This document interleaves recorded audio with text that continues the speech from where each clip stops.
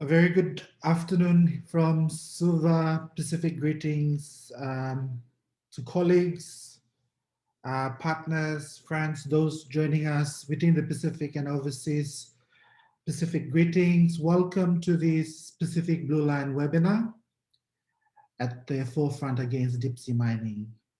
On behalf of the Pacific Collective, including the Pacific Conference of Churches, the Pacific Association of Non-Government Organizations, PIANGO, Tuvalu Climate Action Network, Dawn, WWF Pacific, and PANG. Thank you very much for joining us. Ladies and gentlemen, please refer to the housekeeping um, matters on our chat box on this webinar. Um, Also, we are going live on Facebook. So a very big welcome to those that are joining us on our live feed on Facebook. It gives me great pleasure in introducing our panelists for today. Just a little bit about the Pacific Blue Line. It's a collective of Pacific NGOs aimed at mobilizing Pacific voices on the issue of seabed mining. Today, I'm honored to be joined by our colleagues from Greenpeace. Um, Firstly, Jessica Desmond, who is a lead campaigner with Greenpeace New Zealand. She's joining us all the way in New Zealand. And out in the Pacific Ocean, I have Kelly Huang, who is a digital engagement and fundraising strategist with Greenpeace East Asia. She is originally from Taiwan.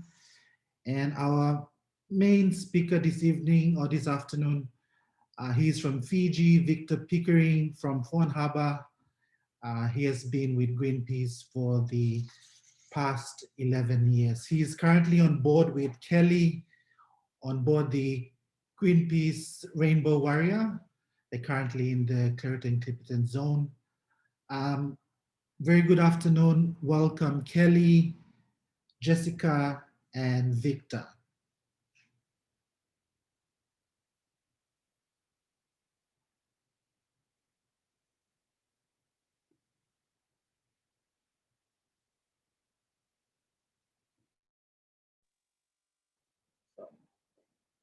Hello. Bola Joey, thank you very much. I'm here sitting with Kelly Young, digital campaigner on board the Rainbow Warrior 3 here in the Clarion Clipperton Zone. First, I just want to say a big Vinakavakalevu for having us today. I'm truly honored, and I want to acknowledge all the work done by the groups in the Pacific Blue Line Coalition and all the activists and civil societies across the Pacific. It is very inspiring to be with you, and I hope I can and to see this great collective standing up against deep sea mining. I hope I can share all my Greenpeace support for this effort. Can you see our PowerPoint or not?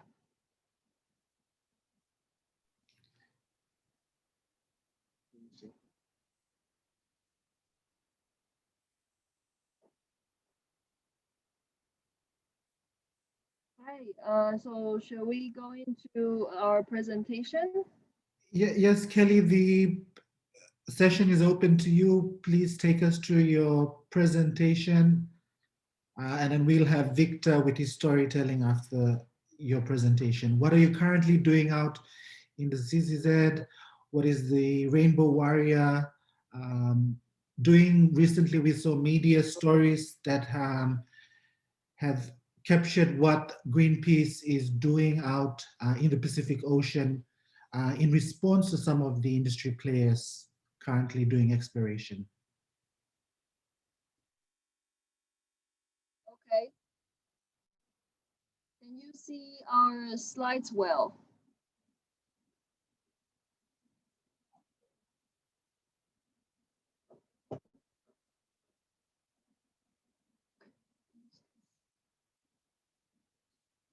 So let's start. Yes, we are here in the Clarion Clipperton Zone, bearing witness against the near start of deep sea mining with the prototype machine that's on board a deep sea mining a vessel called the Nomad Energy. So firstly, we went last 2 weeks ago. We were down at Deep Green, the vessel at the Noridi area. They were doing. They were launching sail drones across the ocean, doing surveys. So here we are. I'm Victor Pickering. I grew up in Fon Harbor, Fiji, Savu. I grew up by the ocean, diving, snorkeling, and simply being surrounded by the ocean.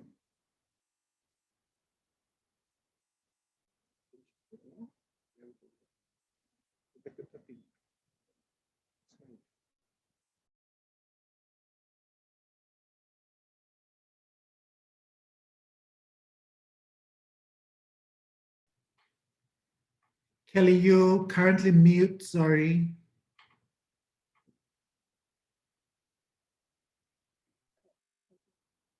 Yes, I grew up by the ocean, fishing, um, diving, snorkeling throughout my past 31 years.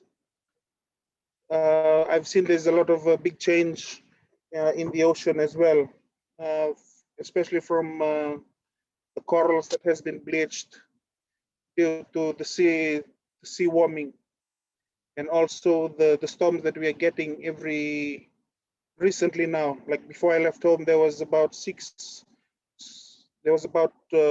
counting up to 6 tropical depressions and the very wrath of Yasa before I left home.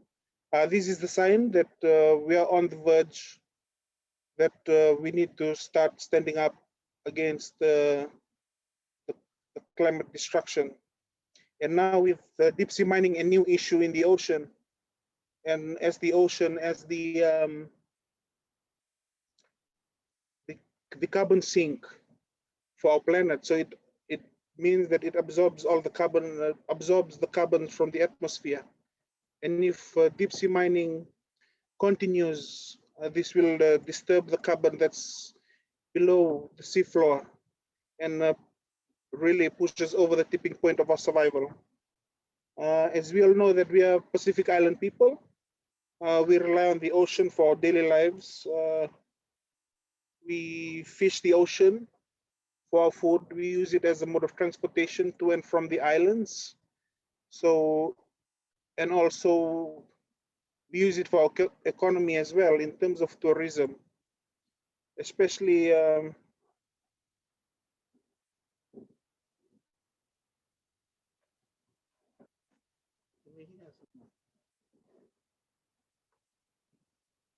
can I see the Wi-Fi must be not good. No?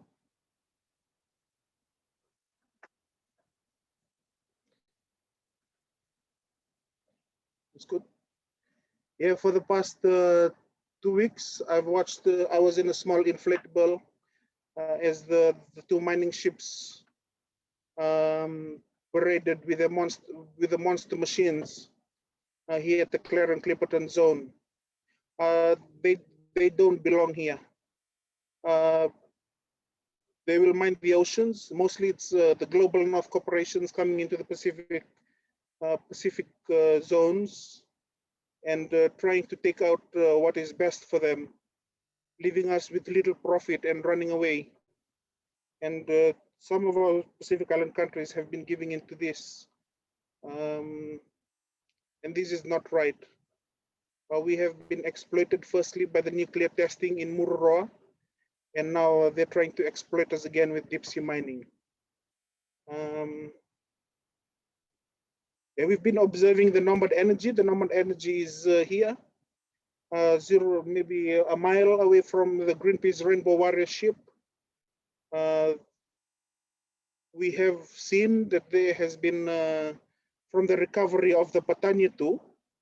So this is the prototype that's down there doing the research for collecting polymetallic nodules. So we've seen on the top of the ocean that there has been sediment wash, or a big puddle that is so brown that we couldn't imagine. Imagine if mining continues. Where will that put us as Pacific Island people? Nevertheless, the climate crisis that we have already been faced with, plastic pollution, to name a few.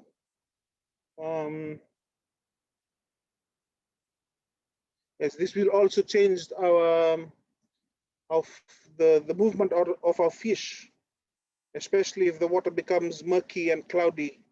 Our fish stocks will, our fish population will start to move from the Pacific waters and away. Yeah, as we see that there is polymetallic nodules on the seafloor. So this is what these companies are looking for in the term of goals for the future. Yeah, we are here to bear witness to the industries activities on board preventing deep sea mining through documenting and taking action. Yeah, last year, this is a peaceful protest against the deep sea, the deep green, one of the vessels. This deep green vessel is also called the Musk launcher. So it's known for collecting garbage in the Pacific from the Pacific garbage patch. So now they're doing scientific work for deep sea mining before they could start mining our oceans. And I'm here in a rib that reads "Our Pacific, not yours to destroy." It's a feeling of ownership to the ocean, that these ships don't belong in the Pacific.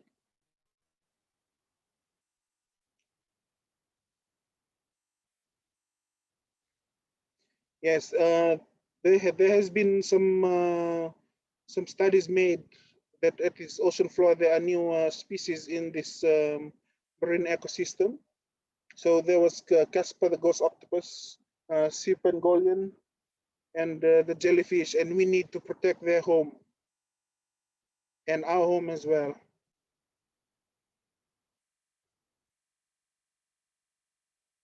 What can we do?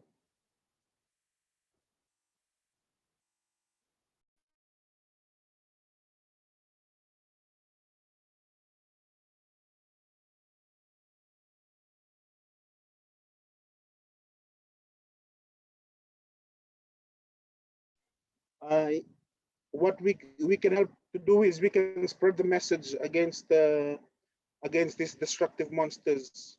We as Pacific Islanders, we are known to our Talanoa sessions around Kava, so we need to start spreading the message on social media as well, and also start educating people against the direct impacts of deep sea mining in the Clarion Clipperton Zone and how it's gonna push us over the tipping point of survival. What can you do to act? You can sign the petition at www.pacificblueline.org. There's a petition going around to save the oceans.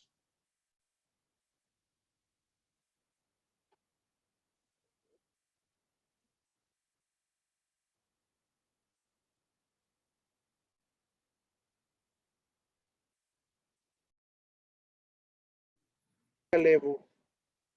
Vinaka Kalevu. Vinaka, Victor, and thank you very much, Kelly, for assisting Victor.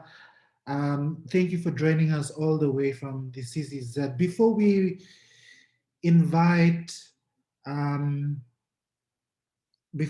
Jessica to tell us a little bit more about Greenpeace New Zealand's campaign, maybe just for the interest of those who have joined us, very much interested to know the industry players out there, I understand you've hosted peaceful demonstrations.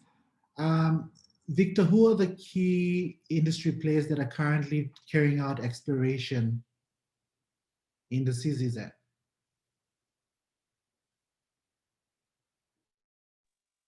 At the moment, we have Deep Green and GSR. Deep Green is a Canadian company, and GSR is Belgian. And GSR is Belgian company here at the CCZ. GSR currently, their vessel is in the Belgium licensed area. Also, they could go to the German licensed area as well. And Deep Green is in Nauru licensed area.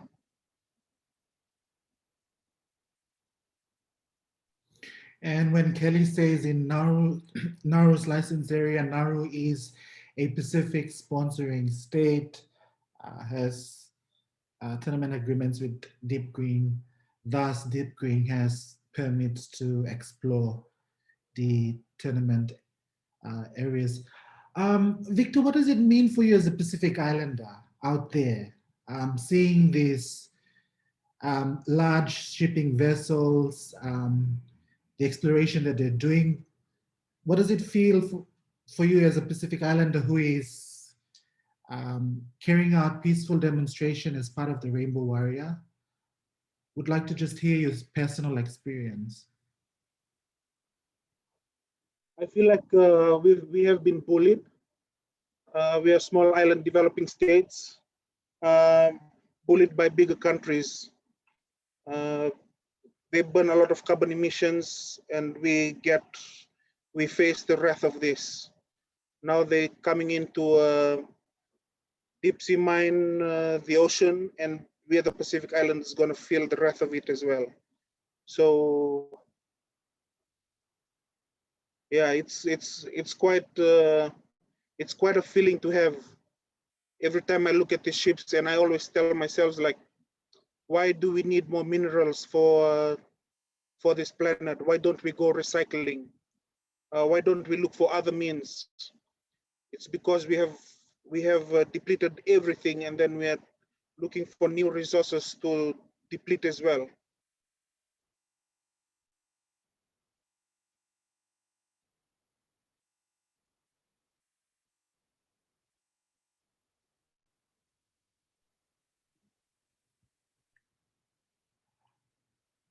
And both to you and Kelly or Jessica could join us on these. How long is the campaign running in the CZZ? What are your plans out there for the Rainbow Warrior?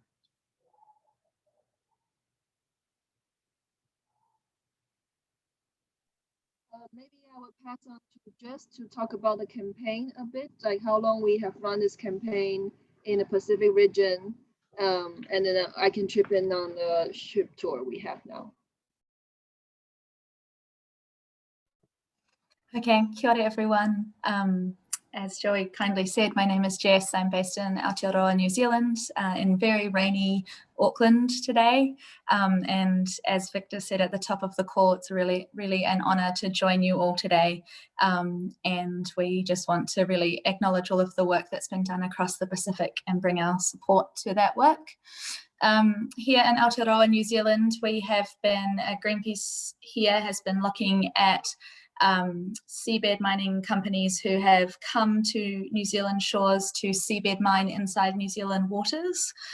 So we have been working alongside Indigenous groups and environmental groups and community groups around New Zealand for the last 4 or 5 years, attempting to hold back permit applications to seabed mine inside the New Zealand EEZ. We have taken our court case now alongside our allies all the way to the Supreme Court. So there's been an application by an international company called Trans-Tasman Resources who have come to New Zealand, and they would like to mine a 66 square kilometre area off the South Taranaki Bight. over the next 30 years. And we have opposed that permit application through every stage of the process. And we are currently waiting to hear from the New Zealand Supreme Court about the outcome of that decision.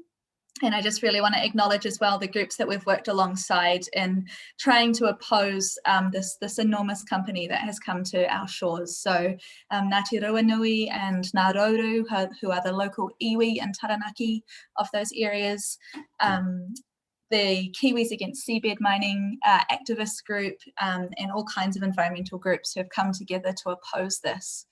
And as we look now at what is happening across the Pacific, and we see these large companies entering into the Clarion Clipperton Zone and starting to do the exploration, from our New Zealand campaign to protect our waters, we're starting to look out across the Pacific and say, what do we need to do to support our neighbours in their efforts across the Pacific? And so that is why we are here today, and that is why we're starting to bring the support that we can bring to this campaign and all the campaigning work across the Pacific region. And I just want to mention as well that we've just started a campaign inside New Zealand to ask Jacinda Ardern, our Prime Minister, to ban seabed mining in our waters and hopefully demonstrate some leadership on this issue. There are not a lot of countries that are demonstrating leadership, taking a strong stance against the threat of seabed mining and deep sea mining. And so we're hopefully going to push forward with that and get some strong leadership happening that we can use. I think I will pause there.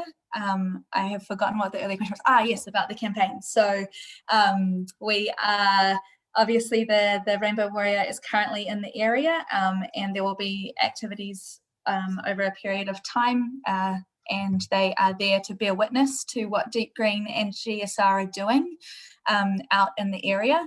But Greenpeace, we won't reveal all of our tactics or all of our plans, but they will be out there, and I know that Victor and Kelly and all of the team on board will be bearing witness and peacefully protesting and communicating the message that we do not want to see seabed mining or deep sea mining happening in these waters. It is too destructive, it is too risky, we do not know enough about it. The ocean is already under enough threats, it is already facing climate change and overfishing and plastics pollution. We should be reducing the stress on the ocean, not increasing it with new experimental extractive techniques. Callie, I don't know if you wanted to add anything to that point. Yes, yeah, I do want to say we're also working towards protecting 30% of the world's ocean by 2030. And we really wish to pass the Global Ocean Treaty at the United Nations so that the 30% of our ocean could stay off limits of any sort of exploitation. And as part of this mission, here in the Pacific, we are now focusing on stopping deep sea mining before it begins. So it's very shocking for us to be here to see deep sea mining for the first time in our lives. We didn't really know what it was. Nobody actually knew. It's shocking to see that, and they're just having this prototype machine. Now we can already see the sediments that they gathered from disturbing the seabed. So, what would happen when the real machine comes in? And all the unknown or rarely known creatures, what would happen to their homes? That's something that we are worried about, and we hope to, through our communication, raise more awareness of people on this issue, and definitely stand together with every activist that is fighting against it. Thank you, Jessica, Kelly, and Victor for drawing the Pacific Blue Line out. There, we'll open up the panel for questions. If you have any questions from our guests, please introduce yourself and pose your question. If you want to hear anything about what the industry plays, you can pose your questions to Kelly and Victor about Greenpeace's Greenpeace New Zealand's campaign currently and its petition before its Prime Minister. Please pose your questions to Jessica.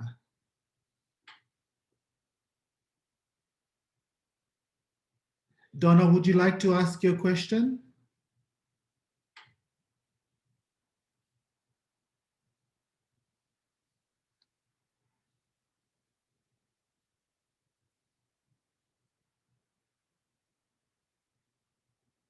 Okay, I think Donna is too shy, but Donna from Internews, based here in Suva, she's asking, why do you think other big regional organizations like PIFS, the Pacific Islands Forum Secretariat, SPC, and FFA not advocating against this?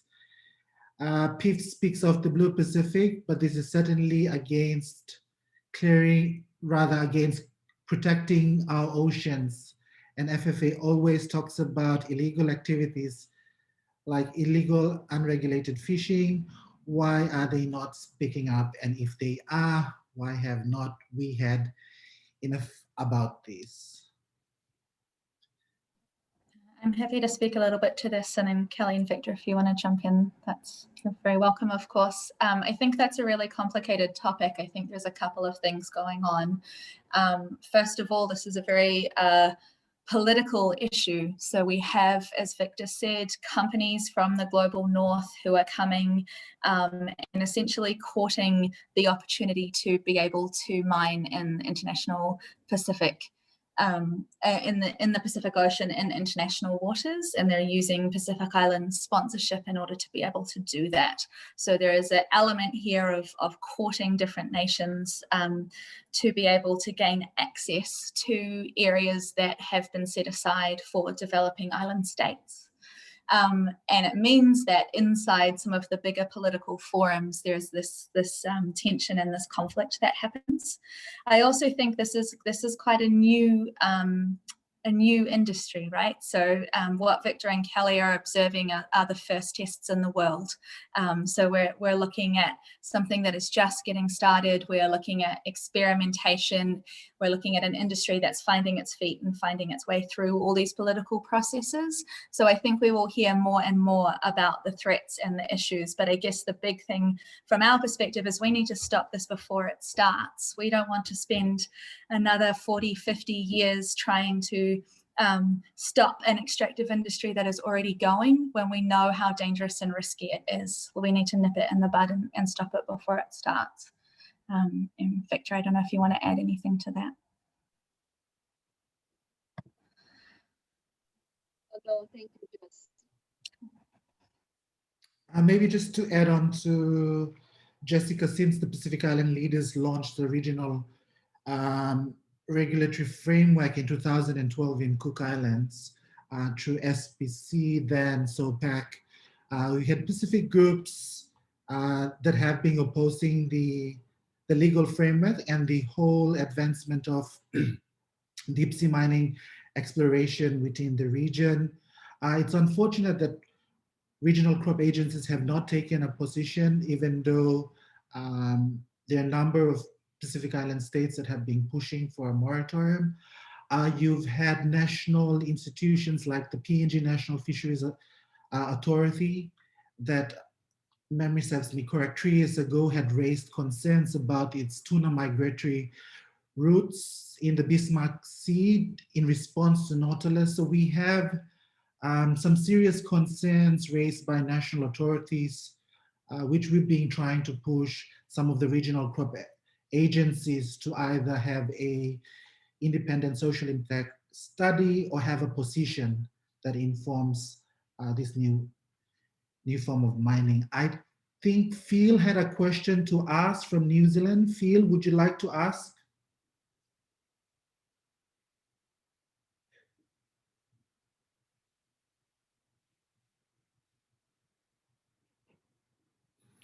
While Phil gets himself, I'll ask Amelia, who has her hand up. Amelia, would you like to ask a question?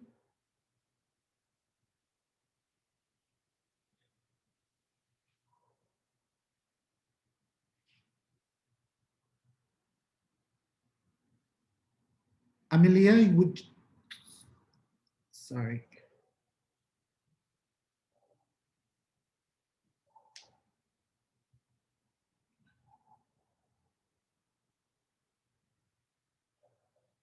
Amelia, would you like to ask your question?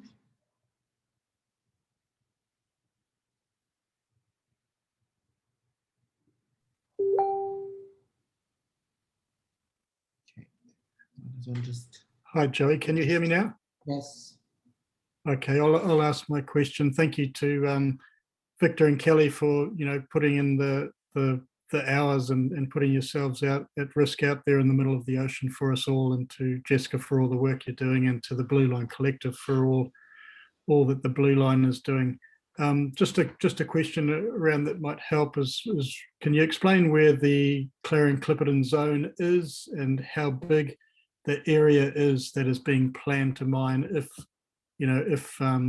this industry gets the go ahead, please?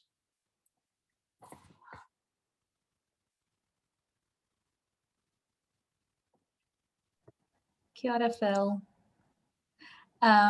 Sure thing. So the Clarion Clipperton Zone is kind of between Hawaii and Mexico.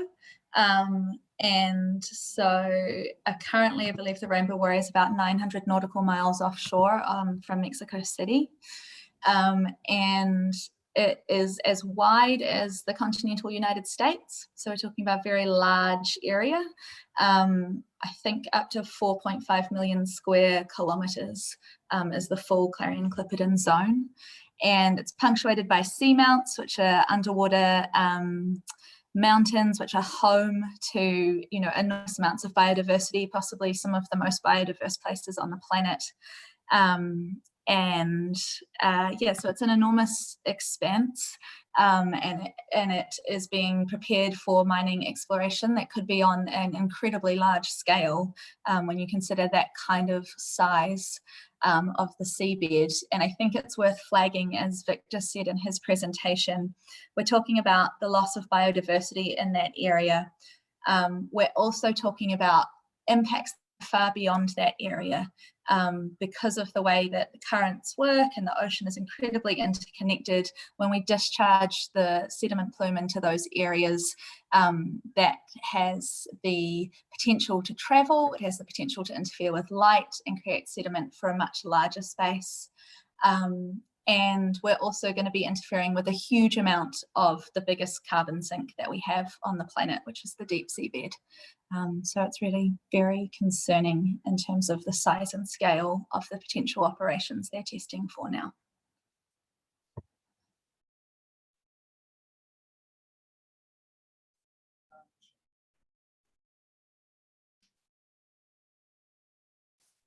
Thank you, Jess. Amelia, would you like to ask your question?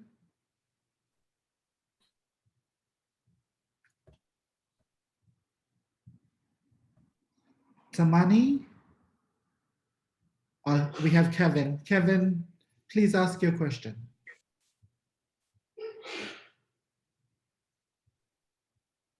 I think Terena's going to ask the question from our end, Joey. Thank you.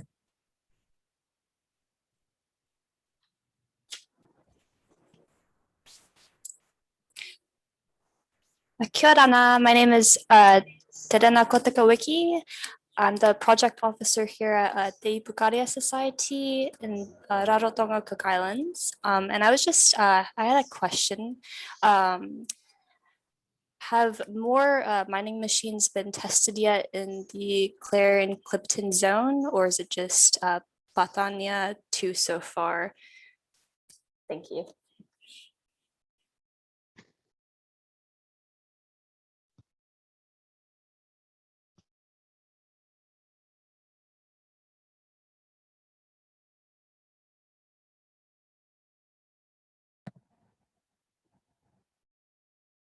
I'm not sure about, sorry, I'm not on the ship, so I'm not sure about the answer to this one, but my understanding is that so far we have only borne witness to the Patania 2 being tested.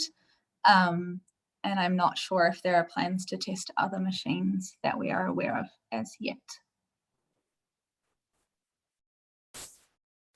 All right, and I just had one more question.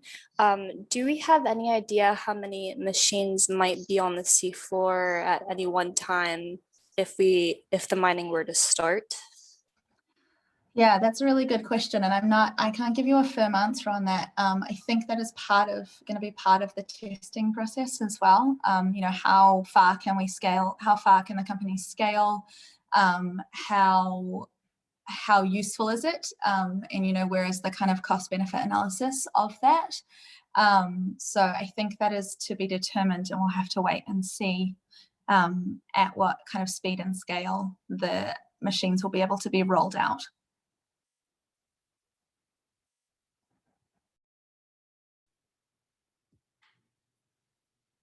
Thank you very much. I think we have a question from Sita, who's asking if you have received any reactions to your actions out there with regards to Rainbow Warriors peaceful demonstration from the industry players. Okay. Yeah, so very interesting one, because we've been waiting for their reactions as well. We have some radio, we have like very polite radio exchanges. So captains talking to each other and saying, hello, we are here. We will do peaceful protest. And the other captains say, okay. And that's about it. Yeah, so we have not seen. Maintaining a distance. Yes, we maintain a distance from each other so we don't clash into each other, but there's no dramatic reactions from the other vessels yet. We have also received letters from the companies about the Rainbow Warriors position and flagging, asking us what we're planning on doing and why we're out there. And those letters and our responses, I believe, are published online at this stage. So anyone who'd like to read them, it's available to them. I'll see if I can find a link and put it in the chat. But it's the main engagement that we've had directly with them so far as well. Thanks, and it's good to hear you get the Rainbow Warriors getting some reactions from the industry players that are currently doing exploration. A question here from Amelia with regards to DSM. Are their licenses being issued already? And I think she's referring to the tenements out there which the companies are currently carrying out explorations in. Yeah, so it depends on the level of licensing that we're talking about. There isn't licensing as of yet for mining activity to take place, but there is significant licensing for the exploration activities to take place, which is, you know, one step along that path. And also, as we see companies starting to invest in the exploration, the incentive to push to be able to mine increases exponentially as they go along. The more that they put into this, the more interest and investment they have made into being able to successfully mine these areas. So it's kind of, even though it's only the exploration permits that are being acted on at the moment, it is an exponential and accelerating risk.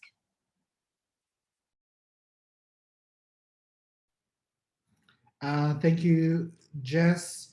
There's another question here from Phil in New Zealand. He believes GSR tried to do a test a couple of years ago but had problems. They've also been tested in Japan waters. Phil, would you like to elaborate more?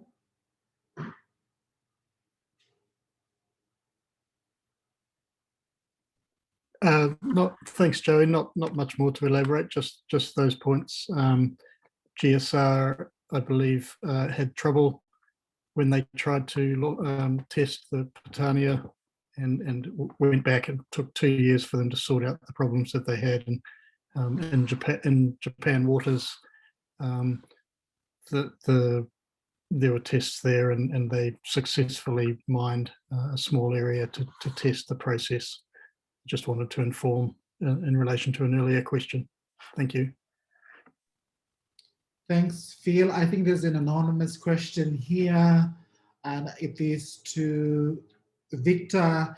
As a Pacific Islander, young Pacific Islander out there, what's your call on to other young Pacific activists or young Pacific Islanders bearing witness to what's currently taking place out there?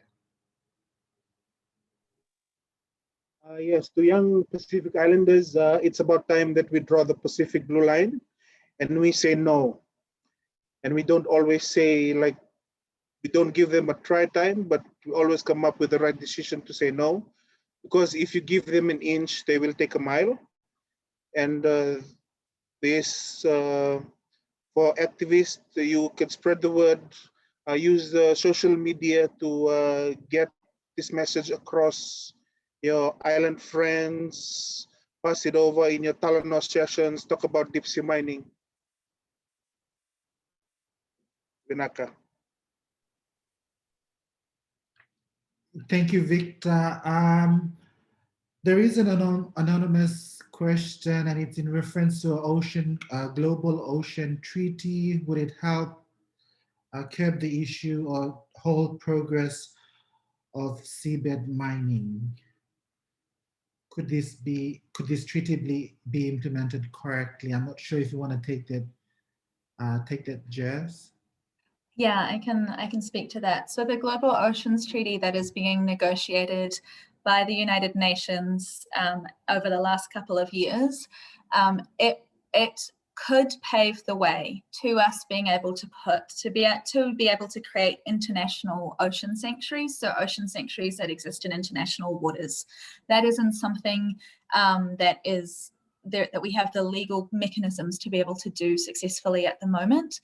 So this treaty is the opportunity for us to be able to deliver on large-scale international waters protections. And inside that, we could of course protect waters from deep sea mining, but we could also create protections from issues of overfishing. We could look at reducing pollution and creating safe havens for the ocean to recover and thrive. So it's through this mechanism that is one potential way for the legal path to exist to create protected areas in international waters from deep sea mining and from all kinds of human threats.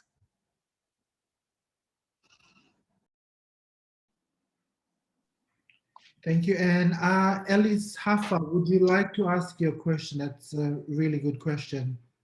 Would rather have you ask it to the panel. Okay, yeah, thanks, Joey, and thank you, everyone. I just had a question on whether the companies who are conducting exploration like Deep Green and GSR, do they have any responsibility or obligation to report on environmental impact that they're having through exploration? And if they do, to who do they have that obligation? Thank you.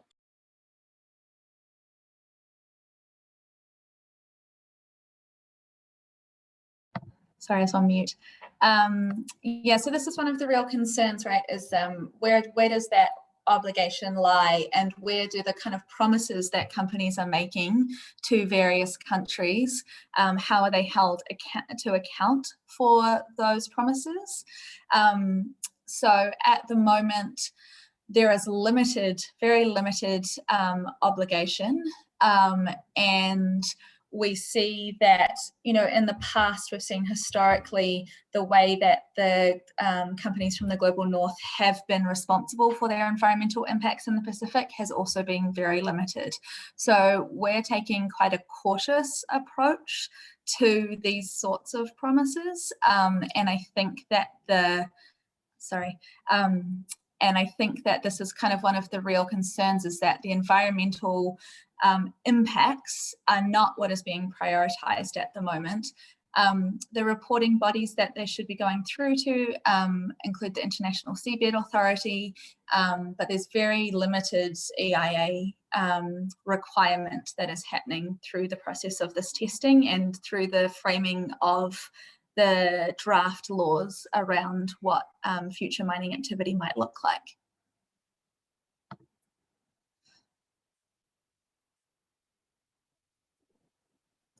And if I could just add on to just the mining code and the standards and environmental regulation guidelines were released recently by the International Seabed Authority for public input as part of the global consultations.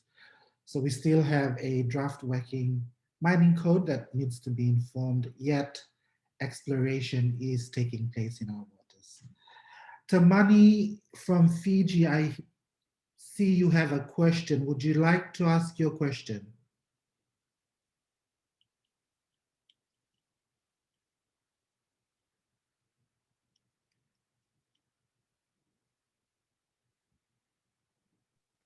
Hi, yeah, thank you, Joey. Can you hear me? Yes. Yeah. First of all, like, thank you, Victor, Kelly, and Jessica for the presentation and for all the work that you do on this front, but also including the many others who are part of this conversation. So the question that I put in was, in terms of awareness and mobilizing, what are and where are the gaps in terms of getting our collective Pacifica family to rally behind this cause? Because it sounds like, and I guess maybe just like with an anecdotal experience, is that not so much of us in the Pacific are quite familiar with all this work that we engage in terms of specifically looking at like this deep sea bed mining. And so I guess then what would be the sort of like a way forward in terms of like getting of the whole Pacifica family to like rally behind this cause? Would it need to have like some sort of like, do we need to like look into like the way information are being communicated, etc.? And so yeah, just asking that broadly to the panelists.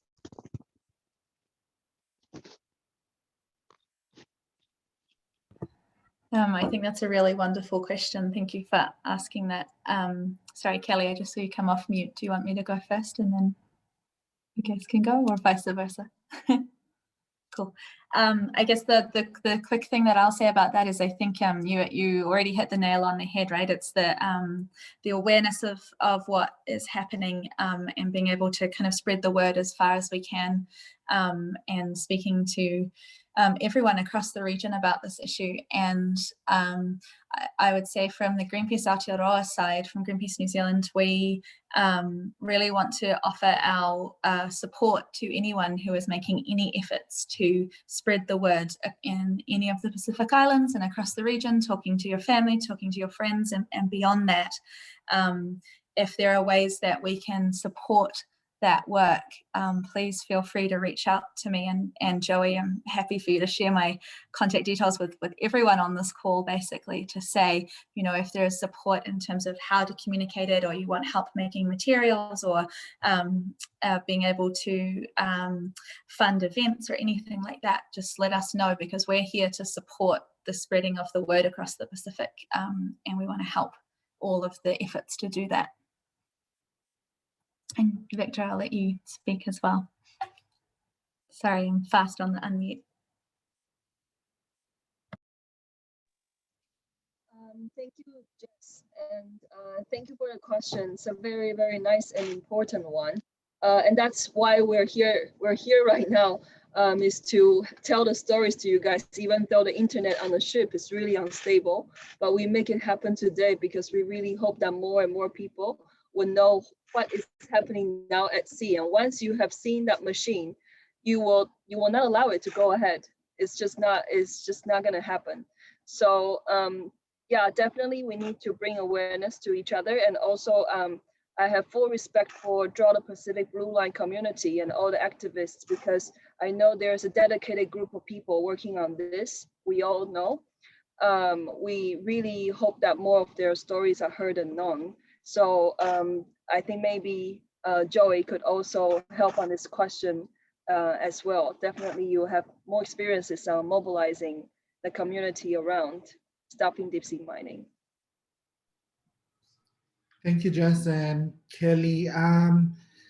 For partners who are joining in, the Pacific Blue Line was launched in March this year, and we are aimed at mobilizing Pacific voices. So we'll be using opportunities such as these webinars, but also in public spaces throughout our region to mobilize and create a position for that's to be presented to our Pacific leaders. So if you're here in Fiji, I'm sure you would see the Deep Sea Minders campaign group would be around in the vicinities of Suva.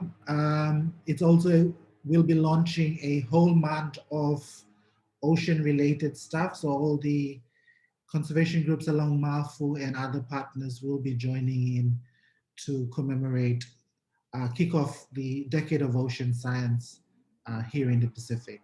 So we'll be reaching out to those of you who have shown interest in being part of the campaign or are interested to know more. Having said that, I'll take maybe 2 more last questions considering time and the internet connection of our colleagues on the Rainbow Warrior. From Adnu Crew, would you like to ask your question, given you are also out there in the CCZ?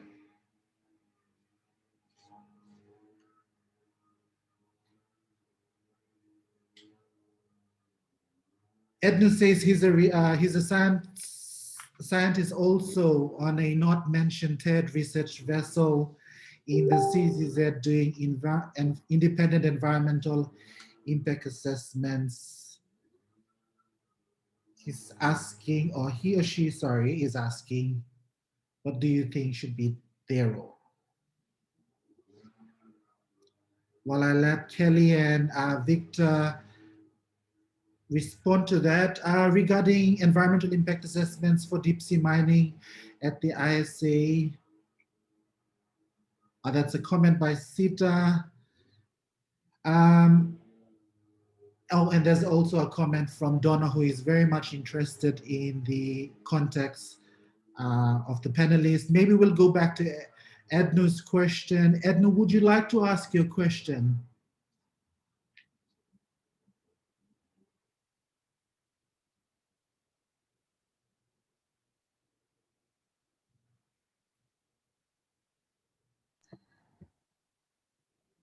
Joey, I'm happy to try and answer this question. I just missed what the end of it was. Could you repeat it for me? Ednu says he is a scientist on a not mentioned third research vessel currently out in the CCZ doing independent environment impact assessment. He's asking, he or she, sorry, is asking what should be their role. It's not really helpful, Ednu, when you don't give details of which organization or what vessel you are on, but thank you very much, Jessica. Yes, I mean, it's a bit tricky not knowing where this person is from. However, I guess the main point that I would make here is that independent scientific research is going to be absolutely crucial. And we need to make sure that when we're talking about environmental impact assessment, the people who are assessing whether this environment is environmentally sound are not the same people who stand to make millions and millions of dollars if this industry is allowed to go ahead. So there's a question here about vested interest, right? And making sure that the research and the science that is done is sufficient, that it is robust, and that it is independent, so that any decision making that is made with that information and not made from the perspective of the companies who want to see this industry go ahead and want to see things pushed forward. There needs to be independent research about the biodiversity that is in the deep sea. You know, we know less about the surface area of the deep sea than we do about the moon. So there's an enormous amount of research that needs to happen before we could ever say, actually, these areas are safe and fine to extract from.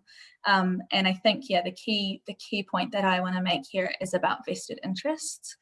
And I want to make sure that the science that is being done is the right science. And isn't facilitating this industry pushing forward. Thank you very much, Jessica. And that brings us to almost over an hour. Thank you so much. On behalf of the collective, just want to thank partners, partner organizations, individuals who have joined us this afternoon to join those at the forefronts against seabed mining. Thank you very much, Kelly and Victor Vinaka Vakalevu for joining us all the way from the CZZ. And that brings us to the end of this session.